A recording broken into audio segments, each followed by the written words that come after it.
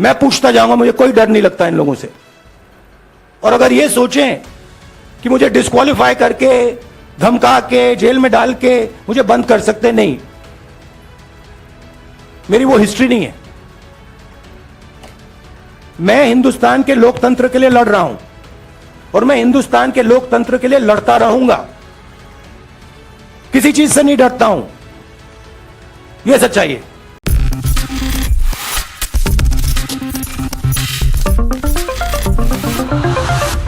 देश के केंद्र में इस वक्त भारतीय जनता पार्टी है। सत्ता में भारतीय जनता पार्टी ने रहकर क्या कुछ कमाल करके दिखाए हैं, लेकिन दूसरी ही तरफ कुछ ऐसे फैसले भी लिए गए हैं जिसके चलते पूरा का पूरा विपक्षी दल बीजेपी पर निशाना साधते हुए दिखाई दे रहा है। जैसा कि आप जानते ही हैं कि इस वक्त कांग्रेस से पूर्व अध्यक्ष और वायनाड से सांसद रहे राहुल गांधी पर जो मुसीबतों का पहाड़ टूटा है, अब देखा जाए इतनी आसानी से उनकी मुश्किलें कम होने का नाम नहीं लेने वाली हैं। क्योंकि देखा जाए तो राहुल गांधी ने भारत जोड़ो यात्रा की। भारत जोड़ो यात्रा के बाद हाथ से हाथ जोड़ो अभियान चल रहा है, लेकिन अब एक बार फिर से भारत जोड़ो यात्रा वह शुरू करने वाले थे। भारत जोड़ो यात्रा 2.0 की शुरुआत जल्द ही होने वाली थी, लेकिन उससे पहले यहाँ पर राहुल गांधी की संसद से सदस्यता ही रद्द कर दी गई।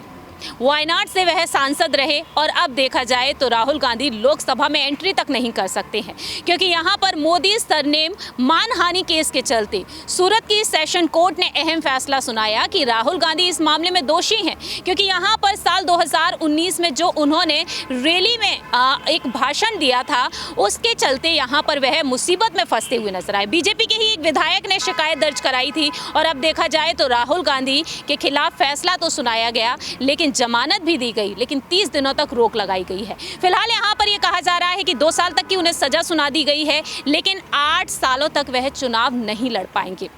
अब यहाँ पर सवाल ये खड़ा होता है, सोनिया गांधी जी जो उम्र के बढ़ते हुए पड़ाव पर हैं, अक्सर वह बीमार भी पड़ती रहती हैं। अध्यक्ष उन्होंने मल्लिकार्जुन खड़गे को बनाया। अब यहाँ पर सवाल ये खड़े होते हैं, क्या ना चाहते हुए भी यहाँ पर राहुल गांधी अपनी बहन यानी कि महासचिव प्रियंका गांधी वाड्रा को आगे करेंगे? आज इसी मुद्दे पर चर्चा करेंगे। नमस्कार, मैं प्रांशी राठौर और आप देख रही हैं नेक्स्ट 9 न्यूज़। हमारे स्पेशल प्रोग्राम आमने सामने में हमारे साथ मौजूद हैं आज नाज़मीन। नाज़मीन, आपका बहुत बहुत स्वागत है। शुक्रिया। जैसा कि नाज़मीन आप भी जानती हैं कि राहुल गांधी पर किस तरह से यहाँ पर टिप्पणियां की जा रही हैं, बयान दिए जा रहे हैं, पूरा विपक्षी दल एकजुट होते हुए नजर आ रहा है। लेकिन सवाल यहाँ पर ये खड़े होते हैं कि जिन राहुल गांधी को लेकर बार बार यही कहा जा रहा था कि विपक्षी के चेहरे के तौर पर पीएम पद की दावेदारी के लिए अगर राहुल गांधी खुद को आगे करते हैं तो हम पूरी तरीके से तैयार हैं। यहाँ पर ये बातें सामने आई, लेकिन अरविंद केजरीवाल और ममता बनर्जी का बयान यहाँ पर नहीं आया था उनके समर्थन में, लेकिन आज वह भी उनके समर्थन में है। लेकिन सवाल यहाँ पर ये खड़े होते हैं कि पीएम पद की दावेदारी के लिए राहुल गांधी खुद को आगे कर रहे थे। अगर यहाँ पर राहुल गांधी को जिस तरीके से अब साइडलाइन करने की कोशिश की जा रही है, क्योंकि यहाँ पर कहीं ना कहीं खतरे की घंटी वह मोदी सरकार के लिए बनते हुए नजर आए हैं, तो क्या यहाँ पर अब राहुल गांधी की खातिर किस तरह से यहाँ पर अपनी नाराजगी को जाहिर कर रही है प्रियंका गांधी वाड्रा? तो क्या प्रियंका गांधी वाड्रा का एक बड़ा एक्शन यहाँ पर देखने को मिल सकता है? क्या यहाँ पर प्रियंका गांधी वाड्रा अब प्रोजेक्ट को संभालती हुई नजर आ सकती हैं? देखिए, बात की जाए राहुल गांधी और उनकी बहन प्रियंका गांधी वाड्रा की, तो जिस तरीके से राहुल गांधी की संसद सदस्यता रद्द हुई है, ये एक मौका नहीं है। इससे पहले भी जब राहुल गांधी को लेकर शिकंजा कसा गया था, तो उनके बचाव में और पार्टी के समर्थन में और पार्टी को बचाते हुए प्रियंका गांधी वाड्रा सबसे पहले देखी गई थी। और ऐसे में जब अध्यक्ष पक्ष को लेकर जब चेहरे की बात की गई थी, तो प्रियंका गांधी वाड्रा का ही नाम सामने आया था। तो अब यहाँ पर प्रधानमंत्री नरेंद्र मोदी को लेकर और चुनाव को लेकर और उनकी जगह किसी और चेहरे को लेकर देखने की बात अगर कांग्रेस की तरफ से की जाती है, तो राहुल गांधी के बाद प्रियंका गांधी वाड्रा को ही देखा जाएगा, क्योंकि प्रियंका गांधी वाड्रा ऐसी हैं जो लगातार तमाम मुद्दों पर अपनी आवाज़ बुलंद करती हैं। यहाँ पर आप देखिए कि भारतीय जनता पार्टी की तरफ से स्मृति ईरानी की बात की जाए, वो अमेठी से तो जीत जाती हैं, लेकिन उनकी आवाज़ ना तो महिलाओं तक पहुँचती है, ना महिलाओं का मुद्दा उठाती हैं। लेकिन जब यहाँ प्रियंका गांधी वाड्रा की बात की जाए, तो प्रियंका गांधी वाड्रा यूपी तक जाती हैं, बिहार तक जाती हैं और उन राज्यों तक जाती हैं जहां महिलाओं का शोषण होता है, जहां महिलाओं के साथ गलत किया जाता है। तो महिलाओं का मुद्दा हो या जनता का मुद्दा हो या किसी तमाम मुद्दे ऐसे हैं, वहां पर प्रियंका गांधी वाड्रा बढ़ चढ़कर सामने आती है। अब यहाँ पर विपक्ष पार्टियों का एकजुट होना, राहुल गांधी की संसद सदस्यता रद्द होने के साथ साथ प्रियंका गांधी वाड्रा का पार्टी की कमान संभालना और प्रधानमंत्री चेहरे के रूप में देखना, कहीं ना कहीं आप ये देखेंगे कि राहुल गांधी के बाद प्रियंका गांधी वाड्रा ही साबित करती हैं कि वो ही दावेदारी पेश कर सकती हैं। देखिए नाज़मीन, जैसा कि यहाँ पर आपने जो सवाल खड़े किए महंगाई, बेरोजगारी से लेकर महिला उत्पीड़न को लेकर, जाहिर सी बात है यहाँ पर प्रियंका ने महिला वोट बैंक को बढ़ावा देने के लिए काफ़ी कुछ किया है। 2022 में यूपी में विधानसभा चुनाव हुए, उस वक्त उन्होंने कहा महिला हूँ, लड़ सकती हूँ, उन्होंने ये नारेबाजी दी थी, लड़की हूँ, लड़ सकती हूँ। लेकिन अब देखा जाए प्रियंका का कद हिमाचल प्रदेश के विधानसभा चुनाव में जीत के बाद से लगातार बढ़ रहा है। अब बात यहाँ पर आती है वायनाड के बारे में। सबसे पहले वायनाड से राहुल गांधी सांसद रहे हैं, वहाँ पर उपचुनाव की प्रक्रिया शुरू हो चुकी है।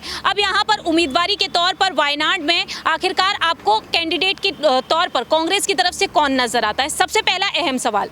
लेकिन दूसरी ही तरफ यहाँ पर दाव पर है अमेठी सीट भी, क्योंकि आपको जानकारी दे दें अमेठी में 16 बार चुनाव हुए लेकिन 13 बार कांग्रेस ने जीत हासिल की है। यहाँ पर देखा जाए तो 13 बार जीत हासिल कर चुकी कांग्रेस 2019 में हार का सामना की, जिस तरह से स्मृति ईरानी जीतती हुई नजर आई।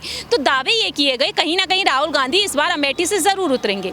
लेकिन यहाँ पर रायबरेली सीट भी है, क्योंकि रायबरेली सीट अमेठी से हार जाने के बाद इकलौती एक ऐसी सीट बची है। तो दावे यहाँ पर ये किए जा रहे हैं प्रियंका गांधी वाड्रा वायनाड से, अमेठी से या फिर रायबरेली से, क्योंकि ये भी कहा गया कि कहीं ना कहीं सोनिया गांधी रायबरेली से आगे आ सकती हैं। देखिए, बात की जाए स्मृति ईरानी की, जैसे वायनाड से आपने बात की कि वो जीतती हैं, तो आपको यहाँ पर बता दें कि जनता से या किसी से भी एक बार गलती ज़रूर होती है और वो गलती हो गई है, उस गलती को दोबारा दोहराना नहीं चाहेगी जनता। जिस तरीके से स्मृति ईरानी को देखा जाए, स्मृति ईरानी लगातार राहुल गांधी का मुद्दा उठाती हैं, राहुल गांधी से माफ़ी मंगवाती हैं, लेकिन आप वहीं देखेंगे कि भारतीय जनता पार्टी में रहते हुए वो उन मुद्दों को नहीं उठाती हैं जो जनता का है, वो उन मुद्दों को नहीं उठाती हैं जो वायनाड से जुड़ा हुआ है। तो ऐसे में राहुल गांधी और जिस तरीके स्मृति ईरानी में टकराव देखा जा रहा था, अब ऐसे में यहाँ पर आप देखेंगे कि राहुल गांधी की संसद सदस्यता रद्द है, तो ऐसे में वो एक तरफ साइड है, लेकिन दूसरा चेहरा प्रियंका गांधी वाड्रा और सोनिया गांधी की आप बात कर रहे हैं, तो ज़रूर वहाँ पर अपनी दावेदारी पेश करेंगे और ज़रूर वहाँ से चुनाव लड़ेंगे। रायबरेली की बात करी आपने, वायनाड की बात करी, तो वहाँ पर टक्कर देने के लिए भारतीय जनता पार्टी को सोनिया गांधी और प्रियंका गांधी ज़रूर उतरेंगे और वहां पर देखना आपकी दोबारा जीत हासिल ज़रूर करेंगे। देखिए, फिलहाल देखा जाए यहाँ पर नाज़मीन में जिस तरीके से बातें रखी हैं, तो राहुल गांधी को लेकर सस्पेंस अभी बरकरार है। लेकिन यहाँ पर सुप्रीम कोर्ट के फैसले का अब इंतजार किया जाएगा, क्योंकि सुप्रीम कोर्ट की तरफ अब जल्द ही कांग्रेस पार्टी रुख करेगी। आपको क्या लगता है 2024 में क्या वाकई में प्रियंका गांधी वाड्रा मैदान में उतरती हुई नजर आएंगी, या फिर राहुल गांधी यहाँ पर एक बड़े एक्शन में नजर आ सकते हैं?